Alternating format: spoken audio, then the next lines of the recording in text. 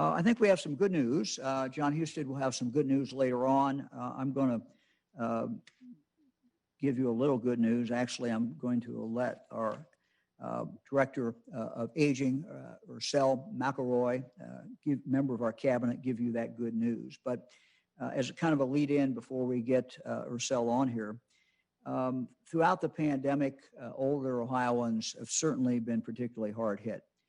Seniors who live in a congregate setting are susceptible to the spread of the virus, probably more so than others. At the beginning, our nursing home facilities and assisted living facilities were closed to visitors.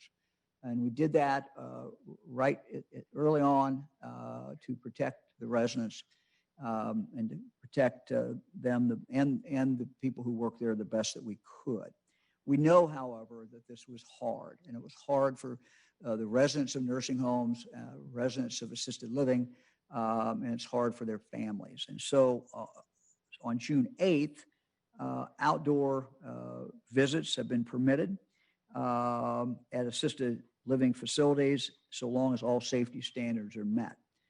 Those same type visits we started allowing at nursing homes on July 20th. So since June for the assisted living and since July for nursing homes, outdoor visitation has been allowed. And again, I know I continue to get calls about this, and I know the Lieutenant Governor does as well, and Director McElroy does. But outdoor visitation has been open since June and July. We leave it up to the nursing homes to set how that's going to occur. So if you're not getting that visitation now, you need to talk directly to your nursing home or to your assisted living. They may have a good reason for doing it, but you should talk directly to them about that. But we know as it's a beautiful day out today, but we know it's going to get cold. It won't be that long, and we know that outdoor visitation will no longer work. So we have been working on coming up with indoor visitation. And Director McElroy, I'm going to call on you now. I see you on the screen, and if you can tell everyone what our plans are as we move forward. And I think it's good news. I think people will be happy with it, and it's being done in I think a very responsible way. And the director has been working on this, I know, very hard. Director. Thank you, and good afternoon, Governor. Always good to see you and talk with you. So along with thousands of nursing home and assisted living residents and their families, we've been waiting for this day. So you're right, I do believe this is really good news. For the residents, families, and advocates, we certainly feel your same jubilation about this.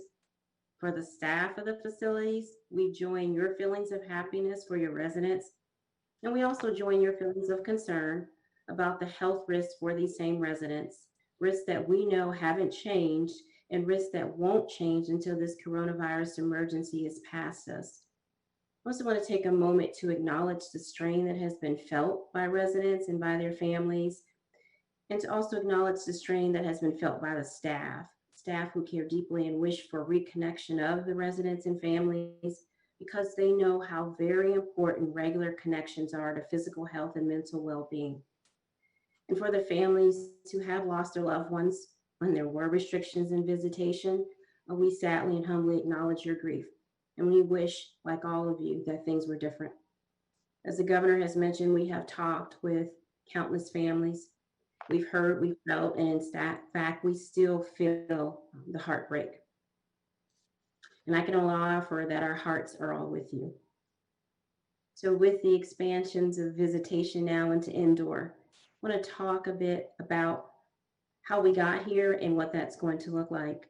As the governor mentioned, those prolonged loss of connections are critical. We've heard from families, residents, advocates, and we've consulted with many aging professionals, public health experts, and industry representatives. And I'd like to give a particular call out to the Academy for Senior Health Sciences, Leading Age Ohio, the Ohio Assisted Living Association, the Ohio Healthcare Association, and the Ohio Medical Directors Association for working alongside us. We also are moving in a direction where we are aligned with our federal partners, in particular the Centers for Medicare and Medicaid Services. And as the governor pointed out, the weather. We know that the days are getting cooler, and they're getting cooler pretty fast. So, Governor, you often remind us that we can do two things at once, and this is certainly true as it relates to our next phase of visitation. It's important for everyone to know that indoor visitation does not signal that we can be less cautious. What it means is that each of us, residents, families, and staff, need to be even more vigilant in practicing the very basic yet very critical practices that limit the spread of this virus.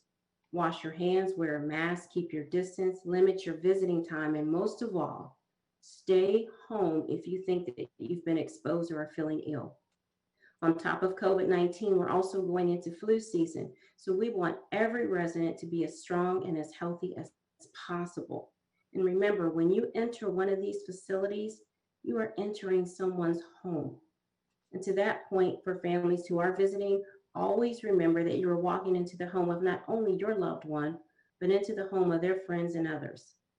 So in addition to the basics of mask and hand washing, also stay tuned in to the level of spread happening in your home area. If it is high, that means that your risk of exposure is also higher if you've been out. It is so important that we all do our part. When you walk into a nursing home or an assisted living facility, all of us can unknowingly be carrying the virus and unknowingly spread it to residents and staff and their respective families. So what can you expect with this indoor visitation? I want to first remind you that this is a first step of others to come as we responsibly restart our indoor phases. So first, the facility has to determine its level of readiness to facilitate indoor visitation safely. So they have to, one, consider the case status in that surrounding community. So they have to examine community transmission. Is it low, medium, or high?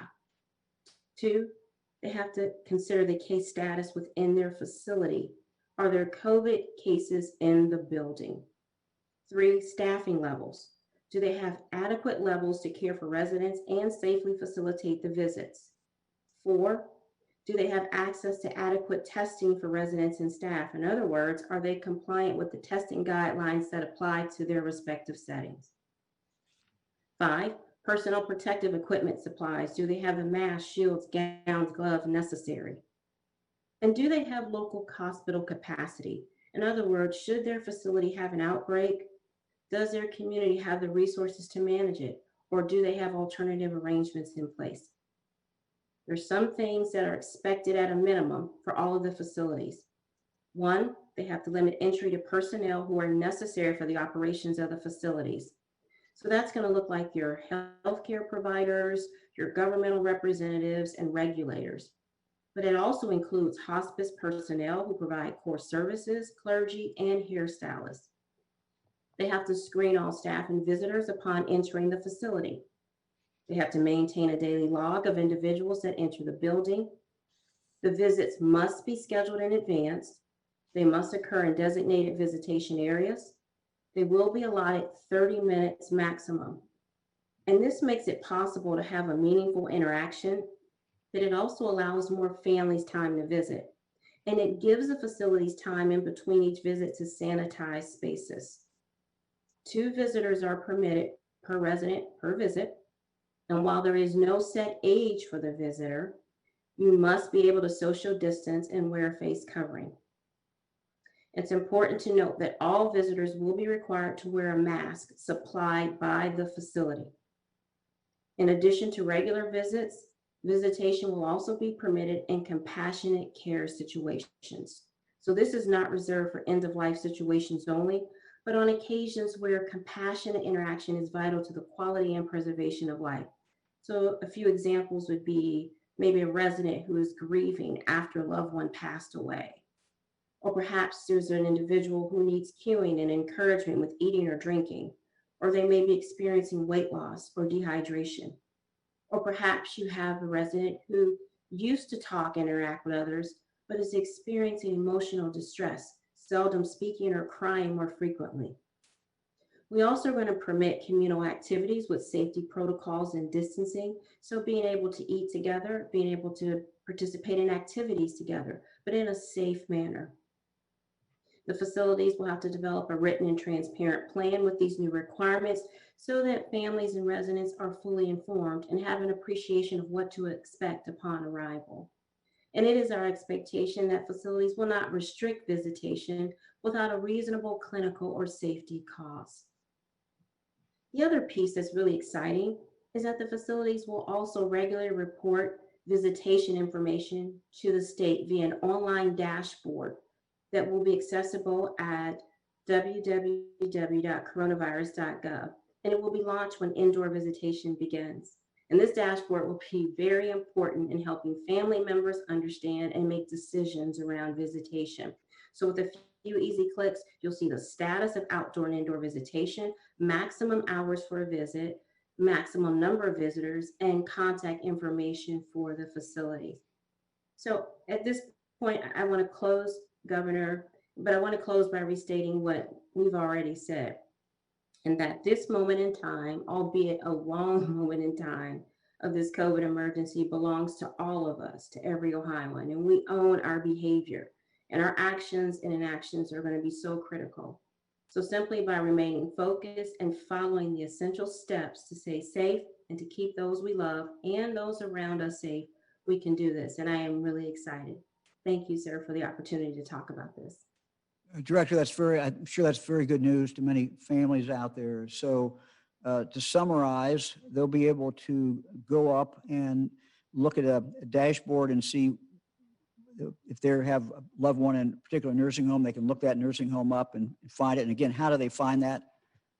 I'll go to www.coronavirus.gov. We intend to launch it when indoor visitation begins. And I think it will be a helpful tool for the families, for the communities, and for the facilities. Okay, and that visitation will start when? Well, sir, I was going to give you the honor, but if you allow me, I'm happy to say it will be October 12th. October 12th. This gives the facilities enough time to prepare their physical plans, share information with families, and just to have a really good transition. So by October 12th, facilities, we hope, are ready. They can start that. And by then there'll be this dashboard up where you can go look and find what the contact information is and what the rules are and how you do it. Yes, sir. Okay. Yes, sir. Director, thank you very much. Thank you.